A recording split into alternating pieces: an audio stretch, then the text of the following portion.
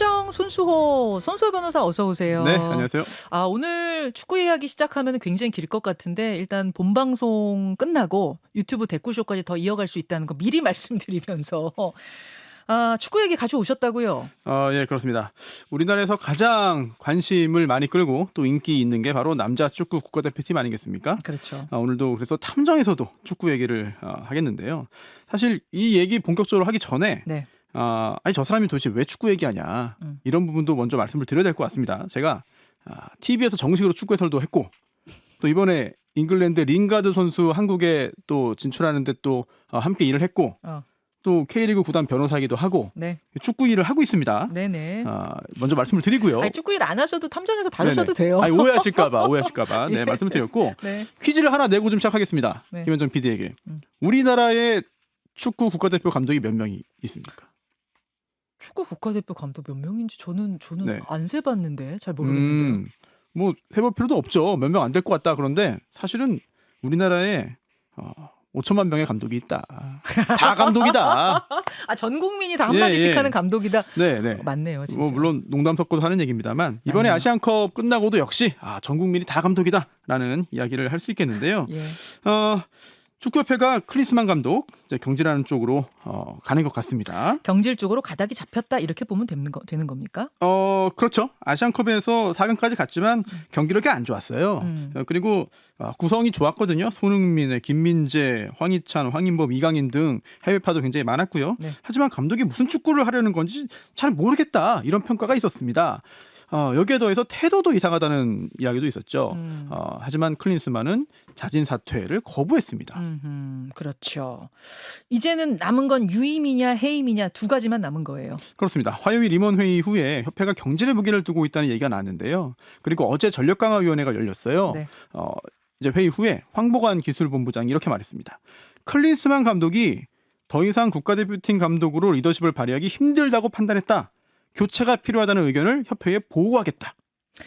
해임하면은 거액의 위약금이 있다고 해서 처음부터 이게 걸림돌이었잖아요. 그렇죠. 이게 어떻게 되는 겁니까? 계약 기간 중에 일방적으로 계약을 종료하는 거니까 결국은 다 줘야죠. 줘야 되는 건 줘야 되는 건데 연봉이 약 30억 원 정도로 알려져 있고요. 그리고 함께 돌려보낼 코치까지 포함하면 위약금이 약 80억 원 정도 된다고 합니다. 근데 올해 축구협회 예산이요. 1,800억을 조금 넘어요. 네. 그러다 보니까 1년 예산의 5% 정도에 이르는 굉장히 큰 돈이죠. 거액은 거액이네. 그걸 누가 지급하게 되는 거예요? 클린스만과 계약을 한 당사자는 사단법인 대한축구협회입니다. 네. 그렇기 때문에 계약에 따라서 제 권리 의무는 사단법인인 축구협회에 속하고요. 위약금도 협회가 줘야 되는 거거든요. 근데 클린스만 데려온 정몽규 회장이 내라, 사비로 내라 막 이런 여론도 있잖아요. 이건 가능한 한 얘기입니까?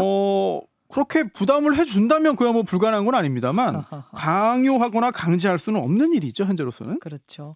근데 제가 듣기로는 축구협회 재정이 풍족한 건 아니라고 들었어요. 빚도 졌다고 들었는데. 그렇습니다. 이제 파주를 떠나서 천안에 축구센터를 이제 지으려고요. 300억 원 대출까지 받았거든요. 그러니까 이번 위약금이 상당히 부담이 되죠. 하지만 이렇게 또 봐야 됩니다. 좋은 외국 감독을 모셔오려면은 그런 조항을 넣을 수밖에 없어요. 없으면 안 오니까요. 네, 근데 여기서 또 의문이 생깁니다. 자, 그렇다면 과연 클린스만이 그런 위약금 조항을 넣어서 데려올 정도의 명장이냐? 그렇죠. 그런 의문이 생기고요. 이건 또 다시 또 다음 의문으로 연결됩니다. 그러면 도대체 정몽규 회장은 도대체 왜 그런 클린스만을 데려왔느냐? 근본적인 의문이 생기는 거죠. 그렇죠. 그 문제는 잠시 후에 좀 더 꼼꼼히 따져보고 일단 클린스만 사태가 시작된 처음으로 가보겠습니다. 처음으로. 네. 직전 감독은 포르투갈 출신의 파울로 벤투였잖아요. 계약 기간이 끝나면서 일단 벤투가 떠난 거죠. 그렇습니다. 사실 벤투 감독도 재임 내내 평가가 엇갈렸어요. 뭐 안 통하는 빌드업 축구 고집한다, 교체도 못한다, 뭐 이런 비판이었는데 그런데 이제 1년 전이죠. 카타르 월드컵에서 원정 16강에 성공했습니다. 성과를 낸 거예요. 그래서 축구협회도 재계약을 제안하긴 했습니다. 근데 벤투가 거부하지 않았어요? 그렇습니다. 그렇죠. 축구협회가 제안한 계약이요. 아시안컵을 치르고 그 결과에 따라서 이제 계약 기간을 연장하는 내용입니다. 그러니까 1+3년 계약이었거든요. 근데 벤투는 처음부터 4년 재계약을 요구했다. 결국은 월드컵 16강에 갔는데 그런 제안을 한 게 너무 좀 박한 거 아니냐? 이런 의견이 좀 있었죠. 아무튼 그래서 새 감독을 찾아야 했는데 사실 이때 정해진 절차대로만 갔으면 좋은데 절차를 네. 무시하면서 클린스만을 데려왔다는 게 사실입니까? 그 부분이 굉장히 중요한 부분인 것 같습니다. 이 절차상 전력강화위원회가 후보를 추리고 추천하면 회장단이 최종 결정을 내리는데 그 절차를 잘 거쳐서 잘 밟아서 데려온 게 김판곤의 벤투거든요. 네. 그런데 이번 아시안컵에서 말레이시아 감독이었어요. 우리나라와 3대3 비기는 성과를 내기도 했거든요. 아무튼 그때 일을 잘했다고 지금도 칭찬받고 있습니다. 그런데 클린스만 선임할 때는 그런 절차가 이루어지지 않은 거죠. 그러면 어떻게 된 거예요 그때는? 지지에서야 좀 들려나오는 이야기에 따르면 정몽규 회장이 클린스만을 선임하자고 강력하게 제안했고 네. 정식 절차가 제대로 기능하지 않았다는 건데요. 역시 독일인인 마이클 밀러 전력강화위원장이 당시 기자들 앞에서 클린스만 감독 선임 경위를 설명했어요. 근데 많은 분들 기억하실 겁니다. 굉장히 좀 미소도 짓고 뭐 생글생글 웃으면서 사실 내용이 잘 없었습니다. 나 잘 몰라요. 나한테 이거 물어보지 마세요. 이런 뉘앙스로 들렸거든요. 근데 평소 그분의 모습과 달랐어요. 그래서 의아했는데 정말 잘 몰랐던 것 같습니다. 절차를 무시하고 회장이 직접 데려와서 꽂은 감독이었기 때문이겠죠.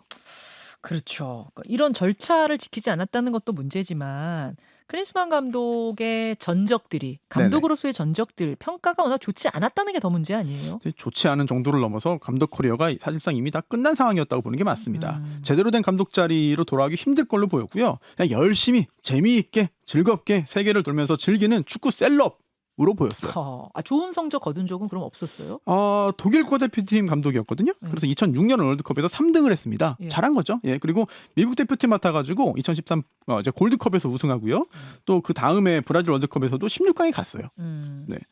그래요. 그러면은 뭐 그 정도면 능력이 아주 없는 건 아니잖아요. 뭐 아무것도 못했으면 그 정도의 기회도 없었겠죠. 하지만 그 정도는 아니었고요. 그런데 2006년 월드컵 3등했지만 그 대회 독일에서 열렸습니다. 개최국 독일 감독이 우승 못했으니까 실패예요. 네, 그리고 더 큰 문제는 그 다음에 클럽팀 감독으로서 보인 모습이었는데요. 어땠습니까? 사실 국가대표팀과 클럽은 좀 많이 다릅니다. 클럽은 1년 내내 함께 경기를 하니까 더 섬세한 전술 전략이 필요하고 분석도 이제 필수거든요. 그렇죠. 그 어떤 종목보다 축구 감독의 역할이 큽니다. 네. 그런데 클린스만은 전술이 없다는 비난을 계속 받았어요. 전술이 없다. 전술이 없으면 그럼 감독으로서 뭘 했다는 거예요? 당시 바이에른 뮌헨에서 뛰었던 필립 람이 자서전에서 이렇게 말했습니다. 우리는 클린스만 밑에서 체력 단련만 했다. 전술적인 지시가 없었고 선수들이 모여서 알아서 경기를 어떻게 할지 토론했다. 네. 그리고 클린스만이 하는 말이라고는 넌 골을 넣어야 한다. 이길 수 있다. 이런 사기 진작밖에 없었다고. 이길 수 있다. 잘해라. 네, 그렇죠. 물론 축구 감독에 요구되는 게 전술과 전략만이 아니라 뭐 관리와 동기부여도 굉장히 중요합니다. 맞아요. 하지만 클린스만은 감독직에 임하는 태도 역시 문제거리였습니다. 태도도 논란거리였죠. 미국 네네. 집을 너무 좋아했잖아요. 맞아요. 그러다 보니까 예전에도 그랬거든요. 그래서 우리나라 감독으로 올 때도 아니 이거 미국에 너무 자주 가는데 혹시 한국에 머물러야 한다는 의무 조항이 있습니까? 라는 기자들의 질문이 있었을 정도였는데 독일 대표팀 감독 시절에도 미국에 너무 오래 있었고 독일에 잘 안 왔어요. 네. 원격으로 이제 지도하는 그런 상황도 있었는데 사실 이 독일 미국 이중 국적자입니다. 그리고 아들은 또 미국 국적 축구 선수이기도 하고요. 네네. 이제 이번에 한국에 와서도 국가대표 명단 발표 또 그에 따른 어떤 선발 경위나 선수에 대한 설명을 할 때 기자와 대면으로 하지 않고 미국에서 온라인으로 한 적이 있거든요. 게다가 이번에 4강에서 떨어지고 온 다음에 한국에 왔다가 이틀 만에 또 미국으로 갔어요. 근데 그때 귀국장에서 아시안컵 대회 분석해서 보완하겠다고 밝혔었거든요. 그렇죠. 네. 그런데도 이틀 만에 간 거거든요. 게다가 팬들이 분노한 가운데 어제 열린 전력강화위원회 미국에서 온라인으로 참석을 했습니다. 네. 1시간 정도 이제 참여했다가 이제 나갔는데 협회와 회장이 잘 통제를 못하는 모습이에요. 그리고 놀랍게도 어제 이런 말을 했답니다. 뭐라고요? 전력강화위원회가 있다는 걸 이번에 처음 알았네요. 네, 있는 줄 알았다면 돈 많이 받았을 텐데 그러지 못해서 아쉽습니다. 웃으면서 혹시 그 얘기했을까요? 늘 웃는 모습이기 때문에 그렇지 않았을까라는 짐작은 되는데. 좋아요. 예. 네네. 근데 이게 클린스만의 문제이기도 하지만 협회의 문제이기도 하고요.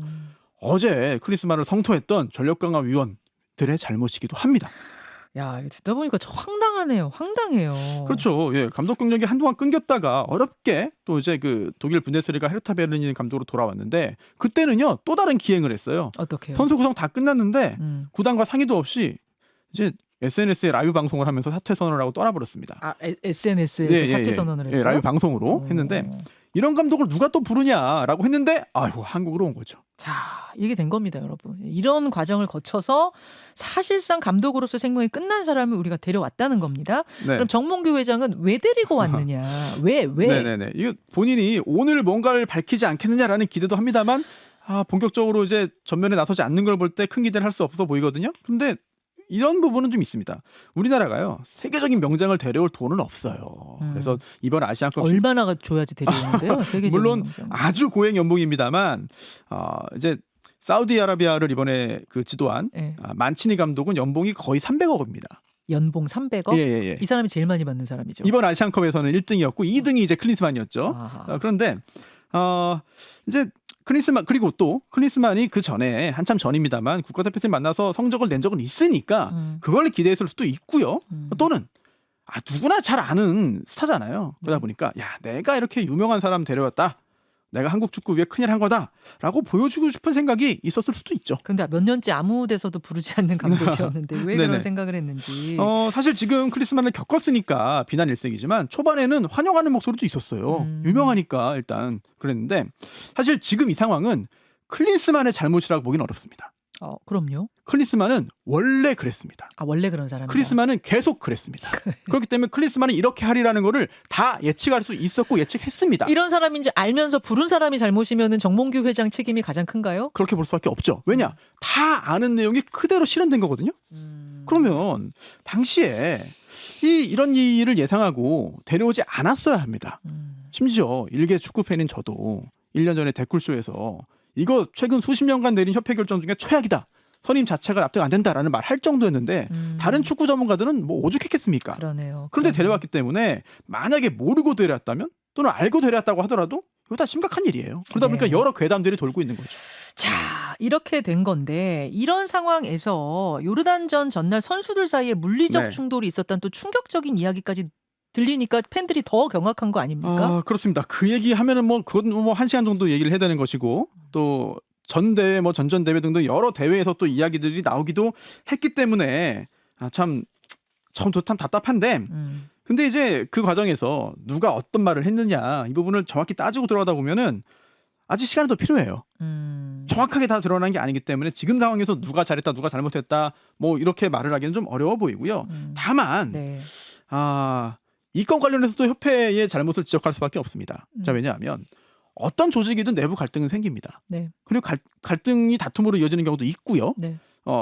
그런데 이 축구팀에서도 역시 마찬가지입니다. 하지만 다른 기존 감독들의 얘기를 들어보면 그런 갈등이 생긴 경우에 안에서 잘 해결하는 경우가 많다. 근데 일단 그걸 해결하지 못한 클린스만의 잘못도 있는 것이고 또 설령 이게 외부의 얘기가 흘러나왔다 하더라도 곧바로 기다렸다는 듯이 사실 인정을 해주고 이 건 관련된 것만 계속해서 얘기를 해주면은 오히려 이거를 유도하는 거 아니냐, 기다린 거 아니냐, 반기는 거 아니냐, 활용하는 거 아니냐, 악용하는 거 아니냐라는 의심을 받을 수밖에 없어요. 어제 클린스만이 그랬다면서 화상회의에서 내 문제가 아니라 선수 불화가 문제였다. 전술 잘못 없다. 전술 문제 없었고 선수 간 불화가 있었기 때문에 이렇게 된 거 아니냐, 내 탓 아니다라는 말을 하게 된 거죠. 어떻게 마무리를 좀 해야 될 텐데 어떻게 돼야 될 거라고 보세요? 이제 방향을 좀 정해 주신다면? 참 많이 답답한 상황입니다만 협회가 정말 뼈를 깎는 노력을 해야 되는데 뼈를 깎는 것보다는 뼈를 바꿔야 되지 않냐. 깎아서 될 문제가 아니다. 네, 깎을 생각도 없어 보이니까 뼈를 바꿔야 됩니다. 축구 팬들이 나서야 됩니다. 관절에 문제 있을 때 이걸 고쳐 쓰느냐 아니면 인공관절을 아예 껴버리느냐 이 차이인데 이 지금은 아예 바꿔버려야 되는 상황이에요. 그렇지 않고서는 이게 쉽지 않아 보이거든요. 특히 감독 선임 관련해서 규정이 있었습니다. 분명히 있었고 그동안 잘 된 적도 있었습니다. 그런데도 이걸 무시하고 이런 얘기를 했다는 것, 이런 일을 만들었다는 거는 책임을 져야 되는 거죠. 자, 잠시 후 댓글쇼로 좀 더 이어가죠. 손소 변호사 고맙습니다. 김현정의 뉴스쇼는 시청자 여러분의 참여를 기다립니다. 구독과 좋아요, 댓글 잊지 않으셨죠? 알림 설정을 해두시면 평일 아침 7시 20분 실시간 라이브도 참여하실 수 있습니다.